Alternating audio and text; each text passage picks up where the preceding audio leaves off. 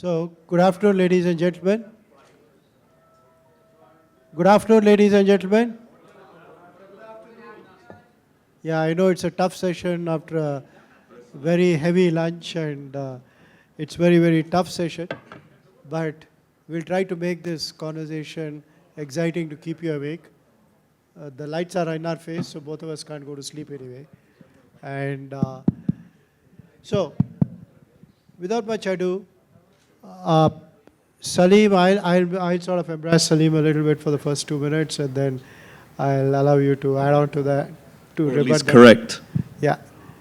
So, I've known Saleem for the last 3 years now, last 3 to 4 years. And he is a doctor by training. Set up his own hospital, which he grew, listed in the United Kingdom. And he sort of, it got bought out. Then he joined a VC firm, an investment firm, which is the only GP, only LP over there, the limited partner there is the Prince of Liechtenstein. And for those of you who know your geography, Liechtenstein is possibly one of the smallest countries, and the Prince of that is the LP here. I'll allow him to talk a little bit about that. And some of the unique things which Saleem would bring to the table, which we'll also see in the conversation. He's Indian by origin, grew up in Africa and in UK and in Germany, has investments in the US, so obviously has a very global perspective. And so Saleem, welcome. Well, thank you for inviting me. It's a privilege to be here. So Saleem, can you tell us a little bit about your journey, about what do you see, take your own journey, and how did you get into entrepreneurship? How does one get into entrepreneurship?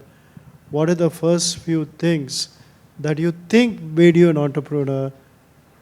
So could you sort of, you could also give us a little bit about it. It's an interesting word that I think is very hard to define. But let me share it from a personal perspective. So as Raghu outlined, I've had an interesting journey. I was born in Germany, of East African origin, of Indian heritage. I came from very humble circumstances and was sent to England at the age of 7 to learn how to speak English, walk with shoes, and eat with cutlery. That took me to medical school. And from medical school, I went through a series of adventures. I think when I navigated to the world of business, it was more around trying to solve a problem versus making money. But you very quickly understand that if you wish to solve the problem in a larger scale, not only do you need to find capital, but you need to return it. Because investment follows a path. And the other thing I learned was that there was more money than there were opportunities. And so if you were able to articulate that your method of solving a problem could generate a return, and that somehow you had the experience and credibility to be able to attract that capital, then it just became a self-fulfilling prophecy as you went through. And that's very interesting, though for the audience, while he was introduced to the rest of the panelists in the morning, he didn't speak about this to them. So I think the point he's making is that there's enough of money to go around for an idea, and an idea never fails because of the money. Sure, and I think if you can't raise the capital, then you have to look in the mirror. I mean, clearly, maybe you didn't search hard enough for the investor. Maybe. But it's usually an answer that you find when you look within. For my mental health business that I set up in the UK that I subsequently listed, I went through a journey of maybe 100 investors. And they all very politely said no. In fact, my final investor was a private equity house in the US called GI Partners. I met this guy at a party. He said, "I'd like to invest in your business." And I said, "Let's go talk about something else," because I was so used to this whole adventure. And you just have to keep going. I think, A, you need a belief that what you're doing is right. But then clearly you have to try and find out how you reconcile that with capital. And the danger is that you then turn your business into something what capital actually wants to invest in. And sometimes that's also a massive mistake, because otherwise you just don't end up creating anything unique. So I think it's a concept of belief, but also some level of reality. And I often make the distinction between optimism and positivity. And we did some research as science on concentration camp victims, and those that were optimistic died of a broken heart, because there was an unrealistic expectation of I will be released in January or March or July. Those that were positive, which said I'm clearly incarcerated here against my will, but let me try and navigate something positive from this experience. And that's when you start learning and developing and becoming. So I think you clearly need a level of positivity, but that's based on reality. That's a very interesting point. So put it into terms for some of our younger colleagues. You're saying you need to be positive but not unrealistically optimistic. Well, I don't think it's just that. I think that, I am fortunate to meet a bunch of people who wished to start businesses or wished for us or other people to invest in those businesses. And I suppose sometimes, and I don't wish to be critical, but the ones that we find difficult to understand is where I think the motivation doesn't necessarily come from the need or the problem that the business is looking to solve. But sometimes when it becomes just about a financial pathway from A to B, we, I think, look for the passion and the knowledge of that individual to actually say, I want to do this because, and I will do it better than anyone else because. And I don't think that there is a sense of shame in saying, I wish to be the best, but be able to at least realize and be able to explain why. And I think if you can articulate that, so even at, like I'm 60, right, and I wish still to build businesses, and I wish to build them in a space that I wish to own. Not because I wish to control the world, but because I feel that this is my problem to solve, and I wish to have the privilege to solve it, which means I need to know more about it than anyone else. And clearly also, the word passion comes from the Greek word pashko, which means to suffer. And whilst these are easy words to band around, lots of very experienced people in this room who've built their businesses, it's hard. It looks great when you rewrite history on a stage like this, and you can say, well, we did this, and we did this, and we did this. But as you live that journey, it is hard. And anyone who says it's not is, well, maybe just much better than I am or incredibly lucky, but it is hard. So just to take your own example, you had this mental health business. You are a doctor by training, so obviously that gave you a seat at the table. But then why did you choose that route?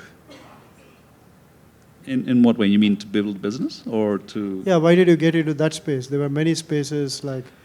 Yeah, I think it's all of these things start, different people have different reasons. I had a personal reason in the sense that members of my close family took their own lives, and I had, as I was saying to someone over lunch, you put the emotional turbulence to one side, there's an intellectual curiosity and a guilt. And I think both of those prompted me to do something really stupid, which was to build a different type of psychiatric hospital in England. Now, those of you who know the country or may have done something there, it's hard to do something in England with the regulator and the da-da-da-da and the National Health Service and everything, especially when you tell them that actually this is not the right way of doing it, or this is a different way of doing it, and I think you should support me.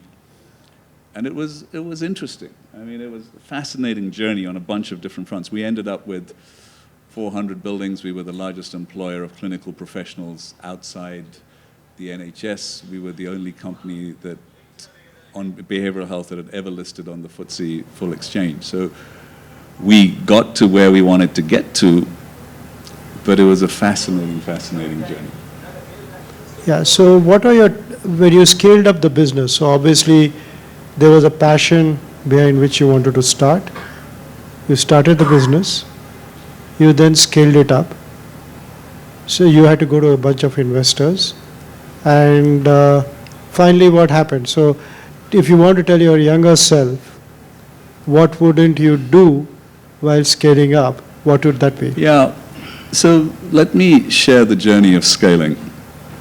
I was very fortunate. My advisors were Rothschilds in the UK. And there was one senior head of Rothschilds, his name was Dominic Hollenby. And in those days in the UK, you had the blue pinstripe suits, all the sorts of things that you've seen on Wall Street and everything. And I remember being summoned to the cellar of Rothschild's bank, and it's a special dining room, and I think it was just empty on the day, and he sat me down. And he explained to me that I had to date borrowed X amount of money from various banks, and although he was my advisor, he was actually working for them, because they were his repeat clients. I was just one particular business that he advised. And he explained to me that they had all come to him to say that whilst things are going well today, this business will outgrow Saleem, and you will have to tell him that when it does, we will write him a check, and it shouldn't be too messy. And this is the first time I've had a real conversation with a blue blood investment house. In those days in England, and I appreciated the conversation because at least it was straightforward and honest. And he and I had a relationship. He liked what I was doing, and he explained to me that I had a plan B, and the plan B was that he would find ways of teaching me that I would outgrow the business. And I clearly thought, well, okay, plan A, plan B, clearly plan B is the better one. And there followed a fascinating period of instruction where I was given access to people I could neither afford or who would ever give me the time of day. And this is just fortuitous. So there's an organization in the US called the Table Group, which is run by a chap called Patrick Lencioni. He wrote a book called The 5 Dysfunctions of a Team. And they set across a chap called Pat Ritchie, who taught me everything from how to run a meeting to a bunch of stuff. I was fortunate that a person called Lord Brown in those days who ran British Petroleum taught me about crisis management, et cetera, et cetera. And whilst these were small conversations, they were illuminating because I recognized that there was a level of exposure that I didn't have. But I had no excuse for it in the domain in which I was looking to play, because everyone on the field needed to be at premiership level, and I clearly wasn't. So I suppose if you're going to ask me what would I have told my younger self, it's actually what I tell myself today, is that there's a bunch of stuff I don't know. And sitting here thinking that I have the answer. So I work in the world of behavioral health. And God gifts you two things to get you out of bed in the morning. And every time you want to get out of bed in the morning, you need to feel good about yourself. So you have two things. You have something called cognitive dissonance. And this is interesting because it allows you to bargain with yourself for all the things that you know you shouldn't do. So I don't know if anyone smokes here, and forgive me if you do, but you're pretty dumb. And if you do smoke, you are putting in this much tar into your lungs directly, and you think, okay, why would you do that? But your brain says, you know what, that's okay because you drink carrot juice. Or your grandmother smoked and she lived till 150. So that's cognitive dissonance. Willful blindness, and there's a friend of mine called Margaret Hefferman, wrote an incredible book on this, and willful blindness is where you don't know how to do what you should, so you keep doing what you know how to do. And when you combine willful blindness and cognitive dissonance, you have a whole series of blind spots. And in addition to having a whole series of blind spots, you actually think you're super smart, which is a lethal combination of being dumb and blind. But yet to get out of bed in the morning, your brain tells you you're really smart and capable and accomplished. And if you've done a few things that have gone right in your life, then all of a sudden that is personal ratification that you know what you're doing. And that is the human brain. So, yeah, I think it's to just recognize that in my head there is a lot of cognitive dissonance and there is a lot of willful blindness. So would you say that for some of the younger entrepreneurs here, they would possibly do with, as they grow their business and scale, they need to look for people to mentor them, guide them on the scale? Yeah, no, I think that's right. But I think that, and it's fascinating. I moved to India 5 years ago. I've been here maybe once for a wedding. And I think India is an incredible place, and you notice certain stark differences between India and the rest of the world when you've lived in other parts. And I think that our courtesy sometimes is actually to our disadvantage because we don't actually call it. We don't go look for the jerk in the room because we find the jerk in the room says things that we may not wish to hear.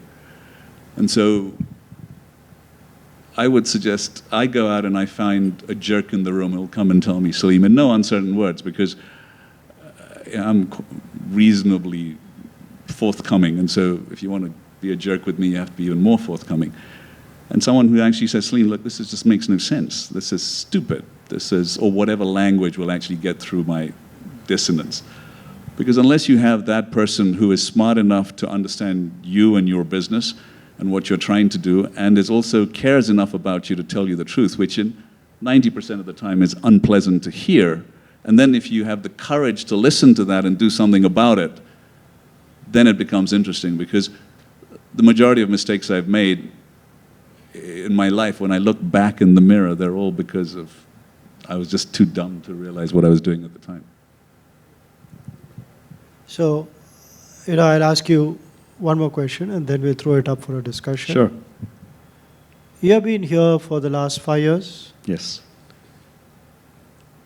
So, what's the best thing about India, and what's the thing that you think is not so good? What do you don't like about India? Especially from, you are now on the other side, having sold your medical business, having joined the firm.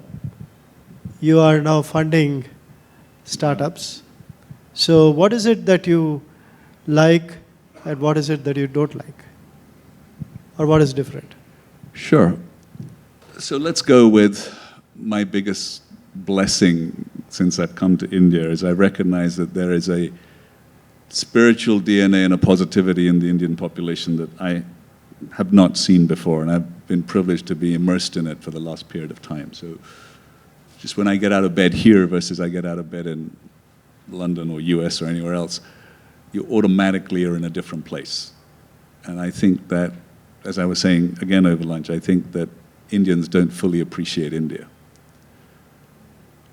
My biggest disappointment versus what I don't like is the way we treat human capital in this country, because it seems to be dispensable. And the businesses that we look at and I'm exposed to seem to have a master-slave relationship. I'm incapable of domesticity, so I live in a hotel. I've lived in a hotel for 5 years. And it's fascinating. When you go to my hotel over breakfast, there's a whole bunch of people wearing a whole series of different uniforms. There's a guy in a blue suit with a red tie, with a yellow tie. There's then the person with a black shirt, and the person with a white shirt, and the person with whatever. And if you ask the person with the blue suit and the yellow tie for a double espresso, he will tell this person, who will tell this person, who will tell this person, who will tell this person. And by the time it gets to me, it's so cold, I actually go and make it myself. What's fascinating about that, I actually see that hierarchy in businesses that either we invest in, or in fact now that I'm personally running something, I see it there. And it's a question of empowering human capital. We employed, in 2 businesses I had in the UK, collectively we had 40,000 people. And there were people-on-people businesses, so it wasn't as if we could give them a books or a machine or something. There was a human being who had to interact with another human being. And that only works if that person is empowered to figure this out. And so I'll give you an example. There was a space race back in when the USA and the USSR were saying, hey, we are going to put a man on the moon. And JFK got up and said, okay, we are going to win the space race. And as a consequence of his support to this thing, he would turn up to NASA. And when he turned up to NASA, everyone would sort of salute him. And there were all these guys who wore the gray overalls with the same badge. On one particular trip, they were all lined up outside his plane. He said, what do you do? And they go, I put a man on the moon, sir. Okay. 3 doors down. I said, what do you do? I put a man on the moon.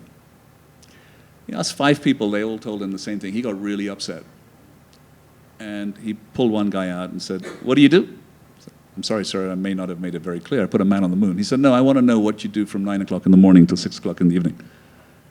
And the guy explained to him in great detail what he did and how that put a man on the moon. And he was the janitor who cleaned their latrines. And that particular human being got up every morning and it was explained to him that how and why cleaning the latrines actually put a man on the moon. So he came to work with purpose. That's hard and easy at the same time. And I feel disappointed when I see human capital. I mean, I look at turnover rates in certain businesses in India, and they're scary. I think there's a silent cost of turnover that we don't appreciate or we don't measure because we just, you know, in some cases we don't recruit right. We hire a pulse, whatever the reasons. It's not a criticism, but just an observation. But I think empowering human capital is a piece of the toolbox that possibly India should exploit more because it has great human capital, amazing human capital. Yeah. So can we have a few mics, please? And if you want to have a conversation with our guests. So I can be loud enough. Yeah, you can tell me. I'll repeat. I can hear you.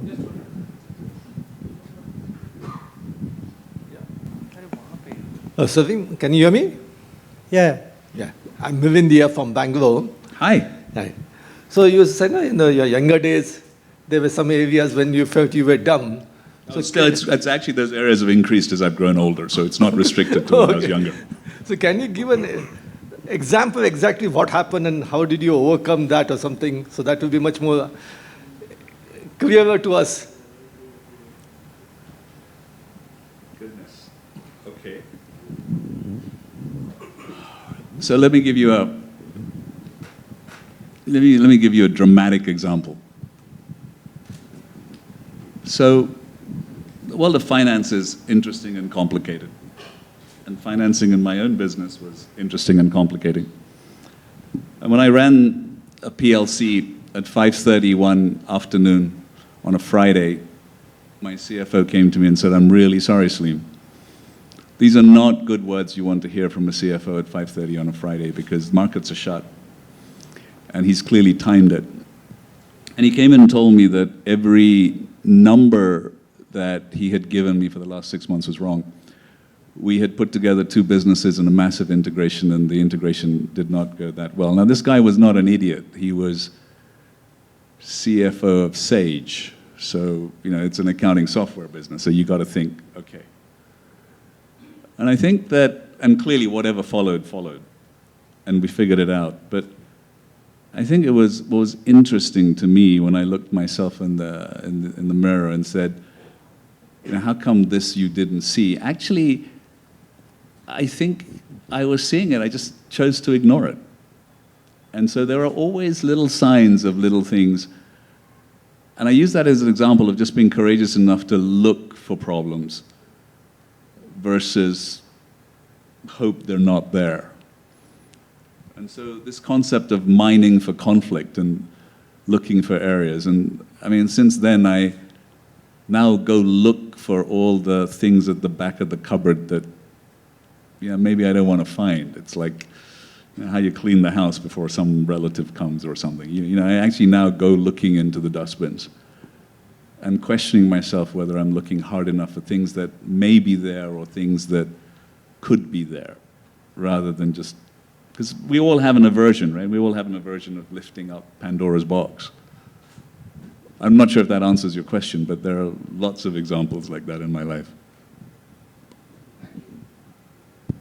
So Saleem, one practical question to you is, you built a hospital, then you grew that hospital. I'm sure you were in love with that hospital. Then what made you agree to sell that or to get bought out, you know? I mean, wasn't the attachment good enough or you got detached? This can be, you know, one of the possible things that the startups also would experience. No, so that's perhaps a great your question. insight can help. That's a great question. So, I said to you a little while ago about getting a jerk in the room, and my jerk in the room was a chap called Glenn Aronson. Glenn's an incredible individual. In addition to being a very senior board member at Credit Suisse, he ran a whole bunch of different stuff, and today, in fact, he's the state of Washington's largest investment manager. And in my business, which I'd listed, I was subject to a friendly hostile takeover bid. What that means is that the individuals who wanted to buy my business were another public company. They went to my shareholders and they said, Saleem is never going to sell this business to us, but we want you to sell this business to us, and collectively you control it all, because we'll pay you a number that maybe no one else will pay you. And so my shareholders came to me and said, Saleem, just want to let you know, it's been wonderful. You can either match this number, or we're going to sell this business. And clearly my first reaction is, okay, you're going to pay for this, I'll pay more. All the rest of it. You do the math, and I had people who would back, you do the math, and it doesn't make any sense, because you're burdening up the thing with so much debt and all the rest of it. I remember having this conversation with Glenn, and I was 55 at the time, and he said, in the last period of time that you've been running a business or doing whatever, you've never learned how to fold your cards. And he said poker players fold their cards 82% of the time because they know when to play, when to go home. You will be doing, both you and the business, a massive injustice if you raise the debt to buy this business, because it will be in a completely different space. And so then it's a question of taking the emotion and understanding that a business is a living organism and it requires the right set of circumstances and the right leadership to run it. And at that particular time, in those particular circumstances, neither was I the right leader to run it with that type of financing. And there are much smarter people than me who could do that. And so you have to learn when to fold your cards.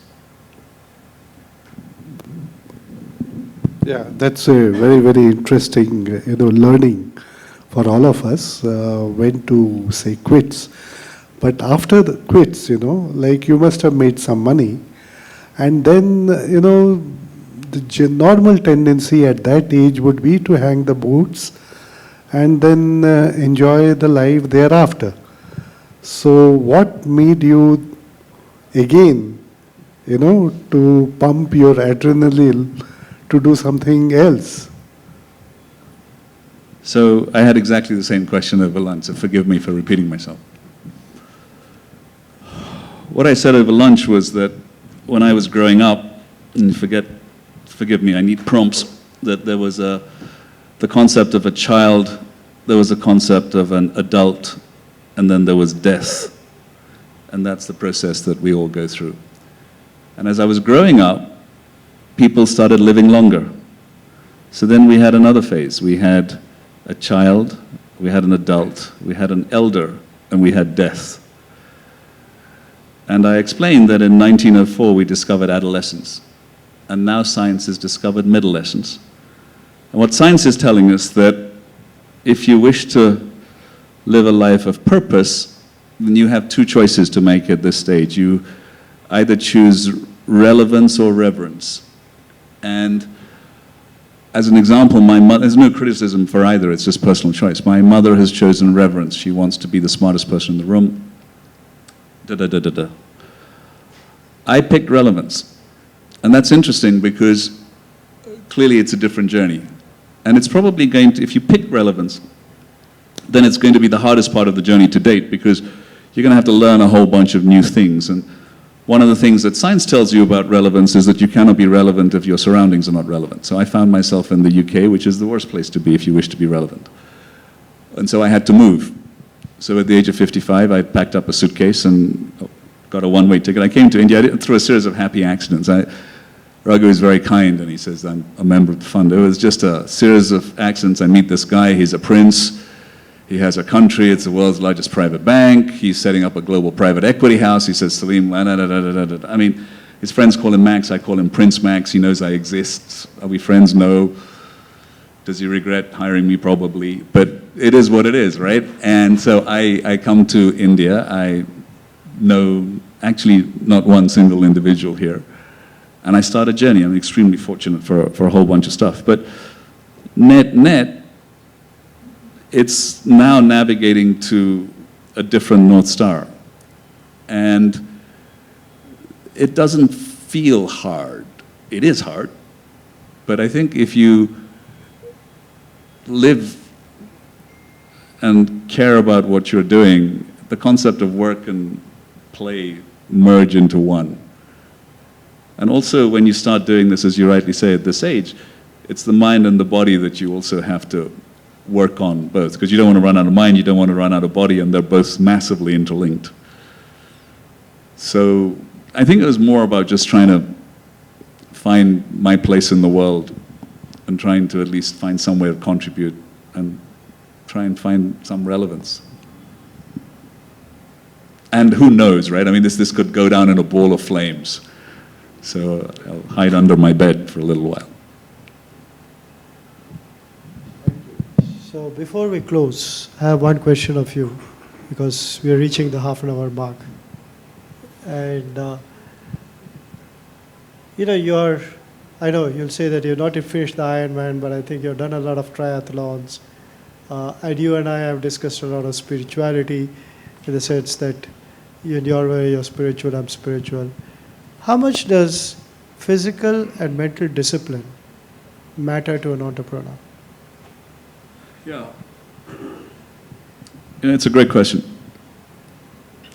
I think if you look at what it takes to build a business, first of all, you have an idea, clearly you iterate it, you work your way through a whole bunch of speed bumps, brick walls.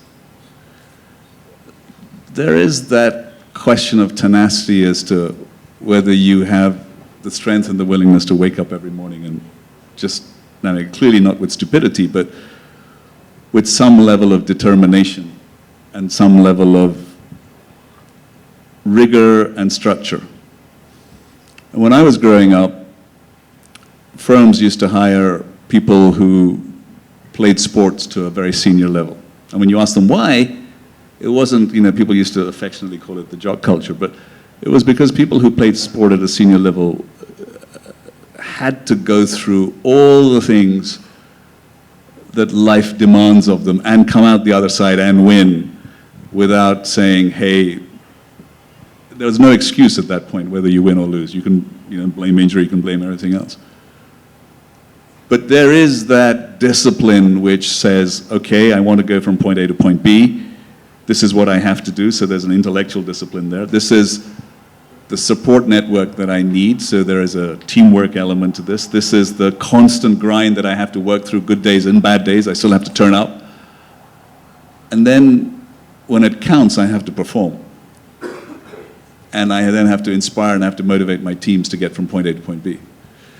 So I think there are a lot of analogies between sport and life.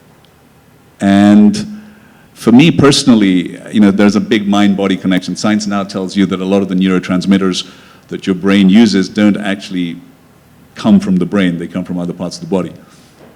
And how do you navigate that? And also, when you get to adolescence and you get to navigate towards elderhood, you need to be in probably the best shape of your life in order to work through that. So on a personal basis, what am I shooting for? I'm shooting for my times to be better at 60 than they were at 35. It's harder work, clearly, but combination of work and a little bit of what you've learned over the years, clearly your body gets older and older, but it's not outside the realms of possibility to kind of knock it out of the park.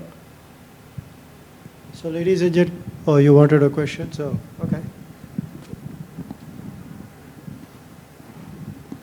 Sir, it's not a question. It is just a request that hearing you and understanding the concept of relevance and reverence, I think this is a very different thought process which we came across.